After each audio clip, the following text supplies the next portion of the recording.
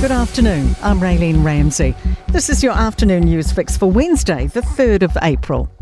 A tragic afternoon on Northland's roads. A person's died after a two-vehicle crash near the intersection of State Highway 1 and Aoportu Road in Kauri, just north of Whangare. Police were called around 3:15 and found a person critically injured, but they died at the scene. State Highway 1 is closed, diversions are in place. And a main detour route around the Brindeu enclosure in Northland's been shut due to a crash that's injured 7 people, 3 critically. Emergency services were called to the two-vehicle crash on Cove Road in Waipu about 1:30. St John Ambulance has taken the patients to Starship and Northland hospitals. At least one person is dead and more than 50 injured after a magnitude 7.2 earthquake rocked Taiwan and triggered tsunami warnings in Japan and the Philippines. Footage shows collapsed buildings in the city of Hualien near the quake's epicentre.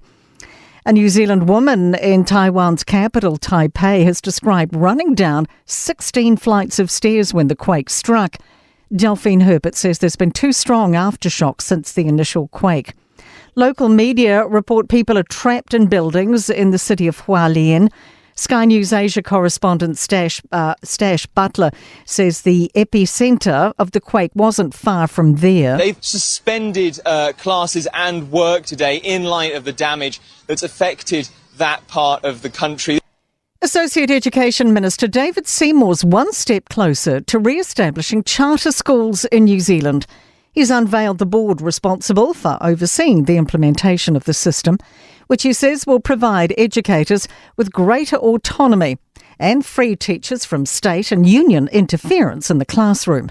Political editor Jason Walls reports. Seymour's announced former St Cuthbert's principal Justine Mahone as the new board's chair, as well as 7 other education experts. Under the key English government, a charter school pilot program was launched, but then scrapped by Labour. But Seymour says this government intends to see its first permanent charter school open by next year.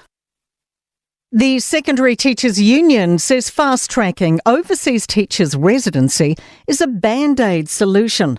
The government's decided to move them to a category, allowing them to apply for the visa while overseas, rather than needing work experience here first. Post-Primary Principals Association President Chris Abercrombie says overseas trained teachers have been vital to the teacher shortage problem, but it's not a solution. We can't just keep taking from other jurisdictions. We are taking mostly from our Pacific neighbours, and they're facing shortages because those teachers are coming to New Zealand. To sport, and Damien McKenzie is back at first 5 for the Chiefs for Saturday's home Super Rugby game against Moana Pacifica after a week off to deal with a knee complaint.